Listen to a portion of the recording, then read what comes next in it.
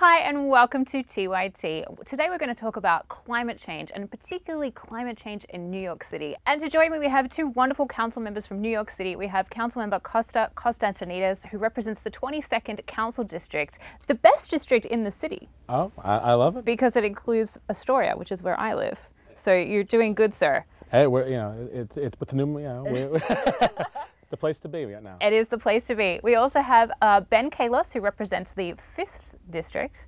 Not as good as the 22nd, but it's better. Because you have a view of Astoria. And who's also on the Progressive Caucus Alliance. So thank you both for joining me. Thank you for having us. Absolutely. All right, now I've watched Gotham, which, as we all know, is loosely based on New York City, filmed here in New York City, and the council members always end up dead. So what's it really like as a council member? Do you ever get supervillains in your office? So I think a good elected official is one that listens. So we spend our time talking to the community, and anyone in the city should feel comfortable reaching out to their local council member to say, fill that pothole, deal with that dog poop, take care of that park, help my kid in school. Anything that they're dealing with, we're just here to help. And we have 2 ears because we should be listening more than we should be talking. And every community, we have to be there for 160,000 residents, and it's our job to make their public service about making their lives better, and listening and making sure that we're representing their interests every day. And I don't think we've seen any supervillains, but I did have a climate denier. I did have a large corporation that was a climate denier in front of me at a hearing, the American Petroleum Institute. That was a lot of fun. Yeah, well, we have a climate denier for president now. So speaking of Gotham, I read your piece in the Gotham Gazette recently, which was wonderful. You wrote, a troubling reality emerges that our core beliefs are under attack. We are left with deep disappointment because President-elect Trump has attacked climate change as a hoax. He has pledged to undo American efforts to prevent a global warming catastrophe, including retreat from the Paris Agreement on Climate Clean Power Plan and the new EPA regulations. It's clear that our city and other local governments need to lead the way on protecting equality as well as protecting our planet. And you go on to talk about environmental justice in underserved communities. So you don't mince your words, sir. Thanks for being a supporter in the city against, the presidency and the climate denying that's going on. So tell me, why is climate change important to you and important to New York City? Well, I think that, as President Obama said, climate change is the challenge of our generation. We have to recognize that no matter what we do, climate change is happening. We can deny it, we can pretend it's not there, we can do all these things that the president-elect is talking about. But the reality is that the Earth continues to warm based on human activity. And in a city like New York City, where we're a coastal city, we've already seen the intensity of a storm like Sandy, the lives that were lost, the homes that were lost, the lives that were changed. We know we are in a serious dilemma here. We can't wait. We have to be the ones that we're waiting for. So as the environmental chair of the City Council, I know that we have to act. As someone who represents Astoria, where we have 55% of the city's power being created in our neighborhood. We have a sewage treatment plant. We have the Grand Central Parkway that goes through the middle of our community. We have the LaGuardia Airport. The amount of emissions that are attacking our citizens, even if we set aside climate change, the health outcomes. Asthma is skyrocketing in communities throughout this city, including my own. And the #1 reason a child goes to the hospital in our community is asthma.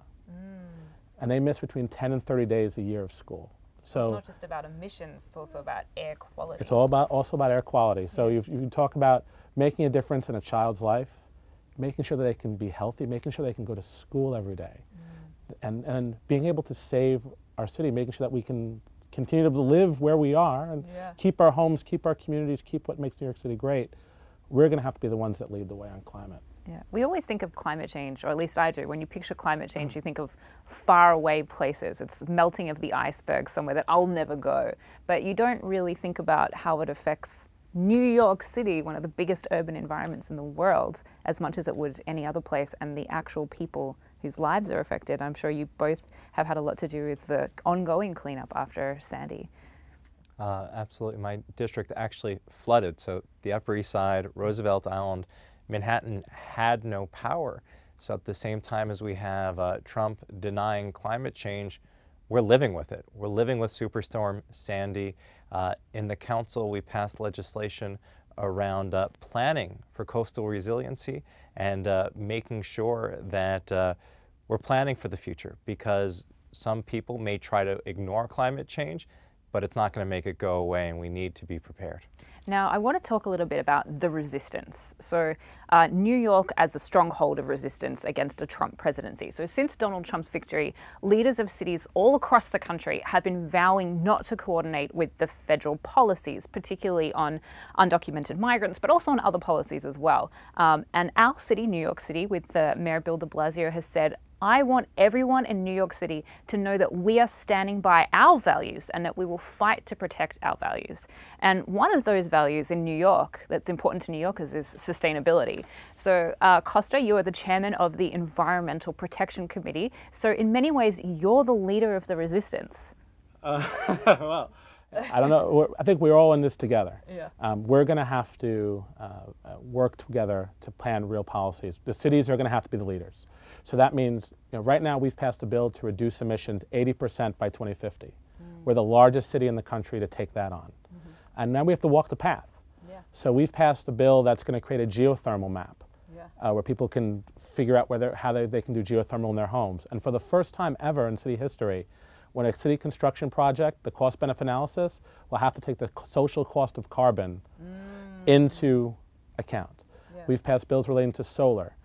We have reduced our emissions in home heating oil.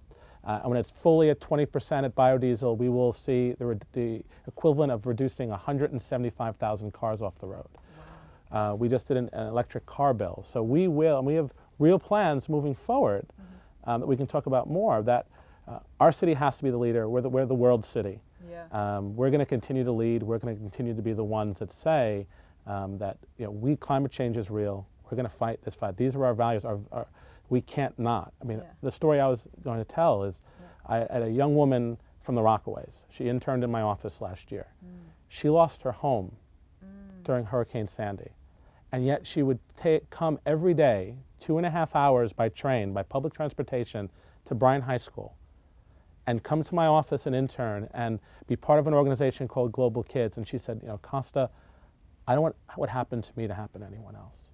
I want to ensure that future generations, and she was organizing high school students around climate education in schools. Yeah. I want to make sure that my colleagues know what climate change means and that the next generation is protected. And those are the stakes that we're fighting for in this resistance. The real people. Yeah.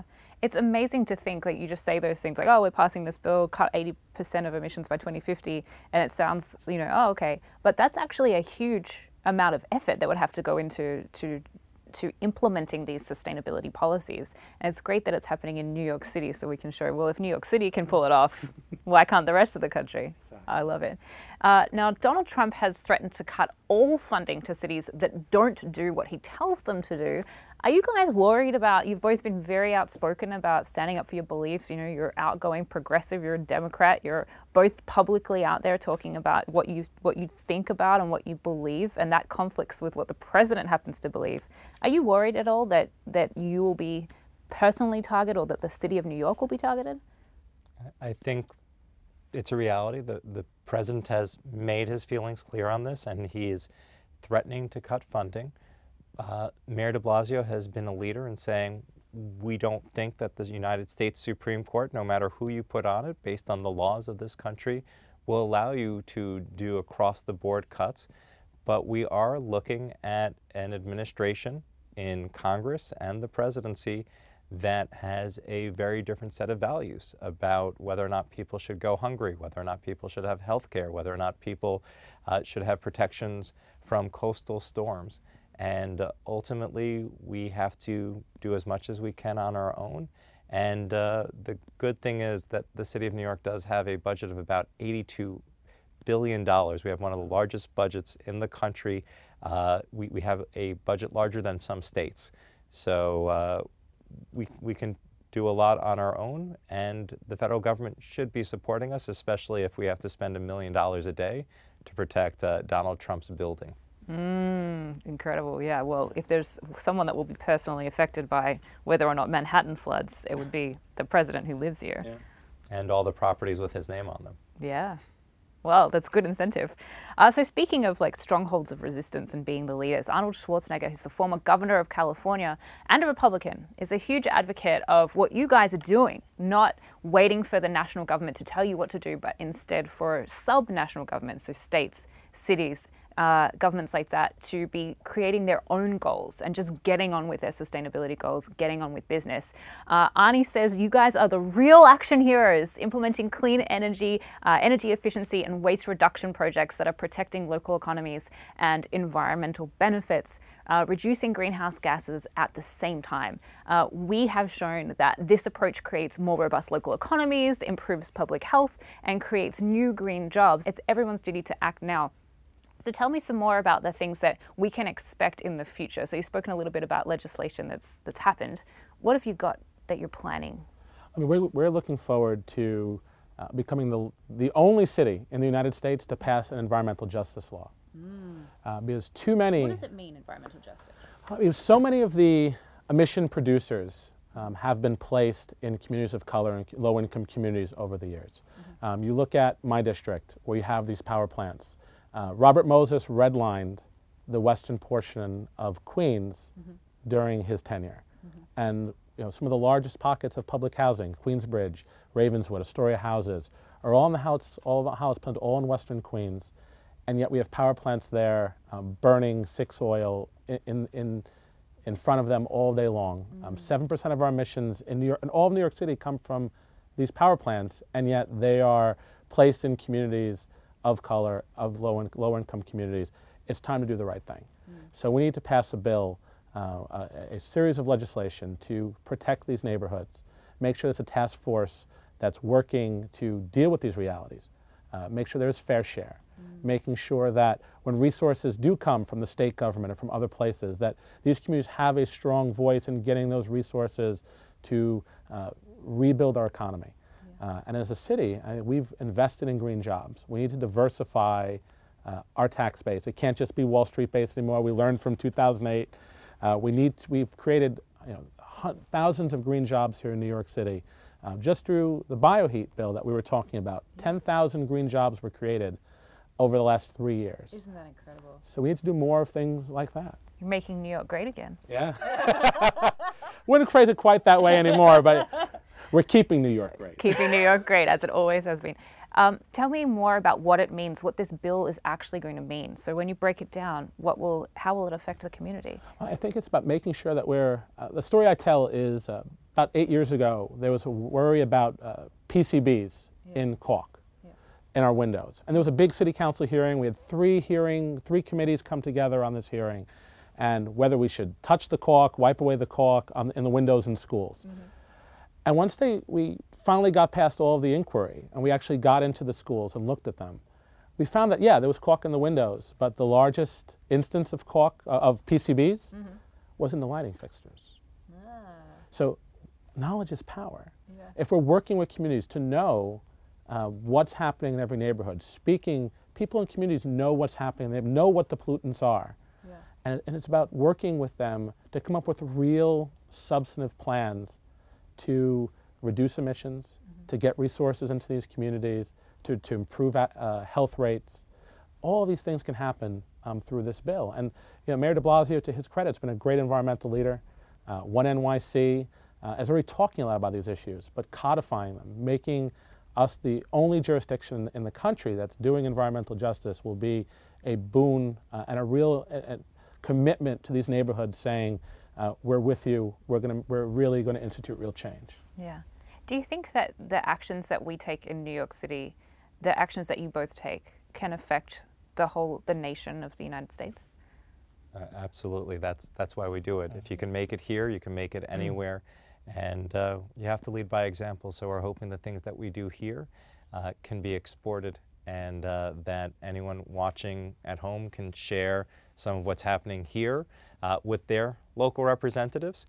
Maybe you can run for office. We need young folks who are watching the Young Turks to get out there and take over the government because it belongs to you, and make sure that we have people in government who actually believe in climate change and science and watch shows like this. Now, just a quick question on actually getting involved for local people getting involved in their communities. I want to know, because you're both council members, I'm sure you have people writing to you and talking to you all the time. Does it matter when people write to their local council member? Do you guys read those letters? Can you describe a time when a letter has actually changed your mind or made you do an action? I mean, I actually read all of my emails. Yeah. I read myself. Yeah. All of my letters I read myself. I want to know what's happening in our community, and I answer. Yeah. And I tell people that it takes a little longer because it's not a canned response. It's something I give great thought, and sometimes I may not agree with you when you email me, but I want to have that dialogue. I want people to feel that they're having a real conversation with me, and not just, well, I got a response saying that it'll be taken care of, but really sort of looking at the issues and having a real dialogue with the residents of our district, and having that back and forth, I think is so important. And I'd say there's two types of problems we run into. There's the I need a pothole fixed, or government isn't doing something that you should, the park, nobody's picking up the trash. And those are problems that are actually sometimes a little bit easier. Somebody wrote in and said the flag looks tattered. We reached out to Parks Department, they had a warehouse full of flags, so they fixed the flag, and it took a day. There are other problems, which is where elected officials and communities can really partner, but it takes folks being persistent. So whether it's dealing with the environment in a park and getting the parks to be turned from what may just be an asphalt blacktop, and working with Costa and I both do something called participatory budgeting. I give $1 million, Costa does $2 million. $1.5 million, but $1.5 million. And well, now I said two, so you'll have to. Yeah, raise two it now. There we go. But we give millions of dollars to the community to decide how they want to spend it, and do they want to spend it on schools, do they want to spend it on the environment, cleaning things up, and making sure that people have an opportunity, and hopefully folks can demand this of their elected officials, and demand that elected officials are responsive and are working with them to make the world a better place, because Donald Trump felt that government is broken, but part of why democracy can be broken is because if people aren't involved, then it can't work, because it runs on people. Yeah, I'm sure a lot of people didn't realize that there's money there that is just waiting for people to ask to spend it on something. Yeah, and you don't have to be a citizen. Anyone who lives in Costa's district, so if you live in Costa's district, you can vote, and you can decide. You can even help set the ballot. So I'm not a US citizen. I can't vote for or vote, against. You can vote for how to spend this money. You can vote on how to spend, as long as you're 14 years old or older. Are you over 14? I am over 14. So there you go. There you go. You can vote, and this is really, participatory budgeting is about making sure that everyone can be part of the conversation. If you live in the neighborhood, you can decide how tax dollars get spent. Yeah. So we are going to our local high schools. We're going to local centers of faith. We're reaching out to everyone to say, look, we need everyone to be part of this conversation. If you want to improve Astoria Park, if you want to improve your local playground, if you want to improve your local school, there's monies to do that. Yeah. But we just need your input. We need your ideas. Whether that's getting a dog park built, whether that's getting water fountains in Astoria Park. We've seen adding solar to your school. Adding solar, which we're looking to do this coming year. Wonderful. So there you go, for the TYT viewers who are in New York City. You guys have $1 million that you can spend. You just have to be persistent, write to your local council members, and make it happen. That's it. So switching gears a bit, Ben, you've mentioned that your fellow council members make fun of you for being a huge science geek and referring to the scientific method in your decision making. So if you're going to make a decision, you'll be like, let's stop everyone, let's apply the scientific method. Yes. What is the scientific method, and why do you use it? Sure. So for those who don't remember science class, we make a hypothesis, and then we test our hypothesis before we make a decision. And all too often we see in government people just make a decision without testing the facts. So in this case, we may have a Donald Trump saying, well, I don't believe in climate change. But the great thing about the scientific method is you can take your belief and say, okay, I don't believe in climate change, and then you can design an experiment to test your hypothesis. And then the other part is, can somebody else replicate your experiment and come to the same findings? And that's gotten us from the Middle Ages to today. And I just feel that in government, if we have viewers like you who might be experts, if you're able to do studies and figure out and test the hypothesis and say, you know what, maybe this law might help, maybe it won't, but let's figure it out, let's test it, and then we have data that we can better govern with. Yeah. I wish there was more people out there that were doing that in their day-to-day life. And you guys are both lawyers, so it's incredible that we've got lawyers here talking about the scientific method. So there's hope for everyone. I'm a software developer too. Good, good, good. All right, so what can an average homeowner in New York City do in order to be more green? So this is a big city. A lot of people think there's nothing I can do.